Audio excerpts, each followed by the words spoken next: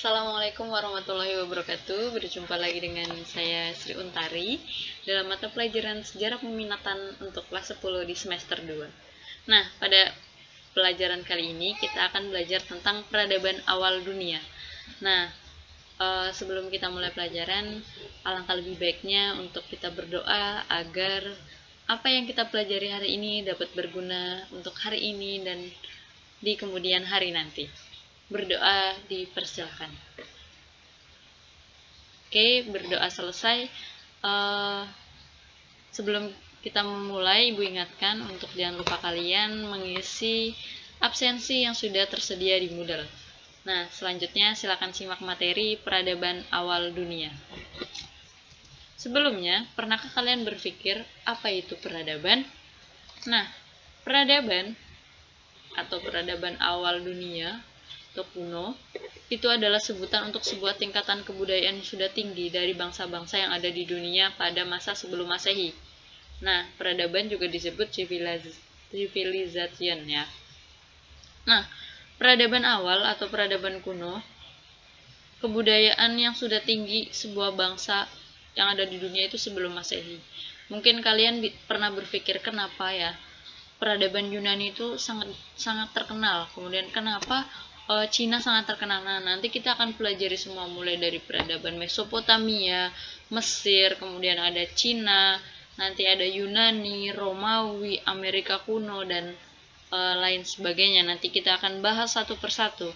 Nah, di awal kita akan belajar peradaban yang paling tua. Di mana itu peradaban yang paling tua? Yaitu peradaban Mesopotamia. Bayangkan, peradaban ini merupakan peradaban paling tua di dunia, 5.000 tahun sebelum Masehi. Bayangkan, 5.000 tahun. Mungkin kita belum lahir, bahkan mungkin belum terfikirkan untuk lahir. 5.000 tahun sebelum Masehi. Kalau hari ini adalah 2021 Masehi. Nah, ini 5.000 tahun sebelum Masehi, bisa dibayangkan ya. Nah, jadi peradaban Mesopotamia ini merupakan peradaban paling tua.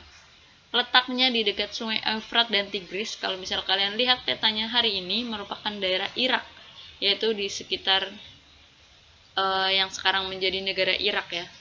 Nah, peradaban Mesopotamia itu merupakan sebuah peradaban di aliran sungai Efrat dan Tigris yang cukup subur. Nah, kenapa peradaban Mesopotamia ini sangat terkenal? Karena dia subur. Kemudian bentang alamnya itu sangat mendukung dia untuk menjadi sebuah peradaban yang tinggi. Kenapa? Karena tidak ada sesuatu yang membatasi kota Mesopotamia ini. Jadi tidak ada yang menghalangi seperti gurun atau mungkin jurang atau mungkin gunung, itu tidak ada. Jadi tempatnya itu terbuka untuk bangsa asing yang ingin datang ke Mesopotamia. Makanya daerah Mesopotamia ini disebut the cradle of civilization, yaitu sebuah peradaban yang paling tua di mana kota-kota paling maju di dunia itu dimulai. Nah, itu ya peradaban Mesopotamia.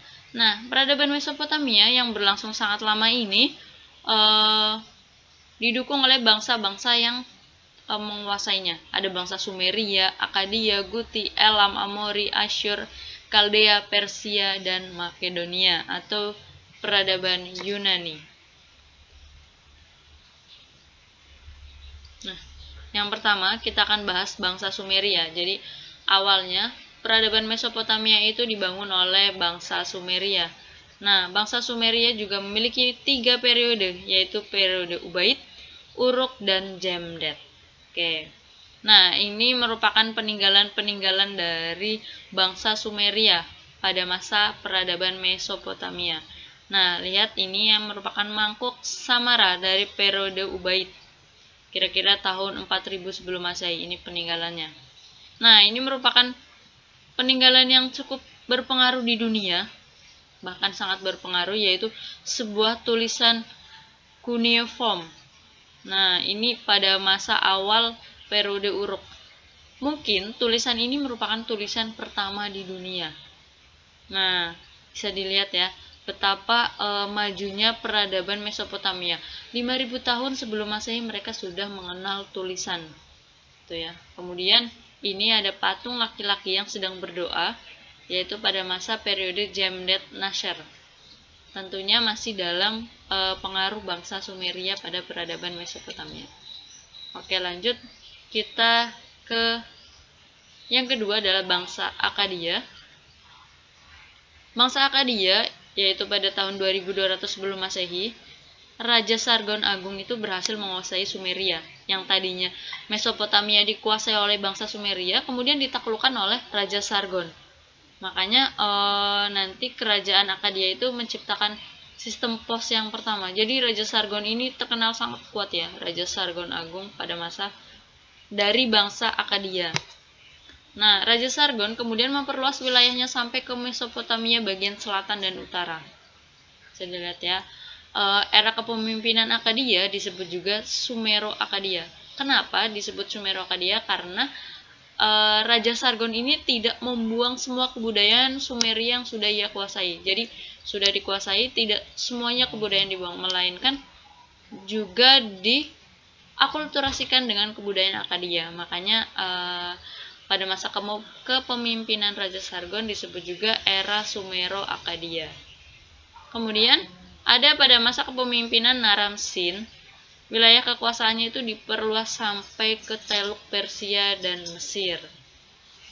Namun, pada akhirnya bangsa Akkadia dikalahkan oleh bangsa Guti dan menjadi berakhirnya masa kekuasaan bangsa Akkadia kira-kira pada tahun 2215 sebelum Masehi. Nah, ini kira-kira peninggalan bangsa-bangsa Akkadia. Ada cap silinder, ada kerang bertuliskan nama Raja Rimus, ada prasasti kemenangan bangsa Akkadia, ada juga sebuah perjanjian aliansi yang ditulis di sebuah batu. Oke, kita lanjut. Oke, nah ini ada 3 bangsa ya, ada bangsa Guti, ada bangsa Ur, dan Elam. Nah, kekuasaan bangsa Guti hanya berlangsung selama setengah abad. Kemudian bangsa Guti ditaklukkan oleh bangsa Ur di bawah kepemimpinan Ur-Nammu. Bangsa Ur kemudian ditaklukkan oleh bangsa Elam dari Persia, kira-kira pada tahun 2002 sebelum Masehi. Nah, ini merupakan hasil kebudayaannya. Ada batu bata dicap dengan nama Ur-Nammu. Jadi Ur-Nammu itu sebuah nama raja ya. Kemudian ada batu juga bercap Ur-Nammu. Kemudian ada relief dari periode Elam.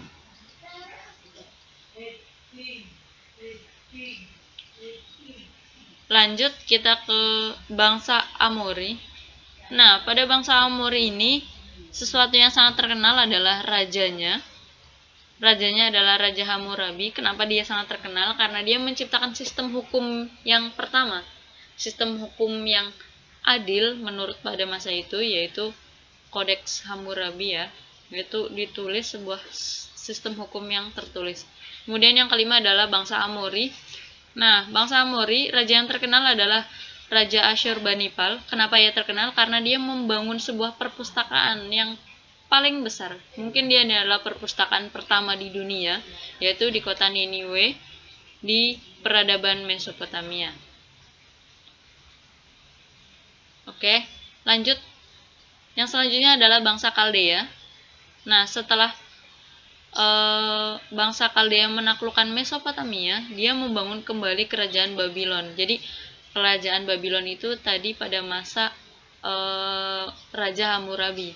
Hammurabi itu Babilonia lama. Kemudian ketika bangsa Kaldea kembali merebut Mesopotamia, dia menggantinya lagi menjadi Babilonia baru. Nah, puncak kejayaannya adalah pada masa kerajaan Raja Nebukadnezar. Kenapa sangat maju? Karena pada masa itu bidang arsitekturnya sangat maju. Dibangun juga sebuah taman gantung yang megah di atas bukit. Oke, lanjut. Yang terakhir adalah bangsa Persia dan Yunani. Pada masa kepemimpinan Raja Kores Persia, itu dia mampu menaklukkan Babilonia baru. Nah, pada masa Raja Darius ketiga, Persia mengalami kekalahan dari Alexander Agung dari kerajaan Makedonia atau Yunani. Mesopotamia kemudian dikuasai oleh Yunani. Nah, nanti pada masa pemerintahan Alexander Agung dikeluarlah sebuah kebijakan Helenisasi. Apa itu Helenisasi? Helenisasi merupakan sebuah peradaban percampuran antara Mesopotamia, Persia, dan Yunani. Disebut Helenisasi, gitu ya. Oke.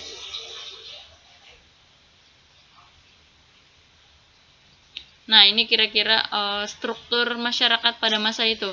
Jadi ada yang disebut imam atau raja, dia merupakan yang paling tinggi, kemudian disusul oleh para pedagang, kemudian para peternak, dan yang terakhir budak. Jadi pada masa peradaban Mesopotamia mereka mengenal sistem struktur sosial. Yang paling tinggi adalah raja atau imam. Imam itu semacam kayak pemimpin dalam agama.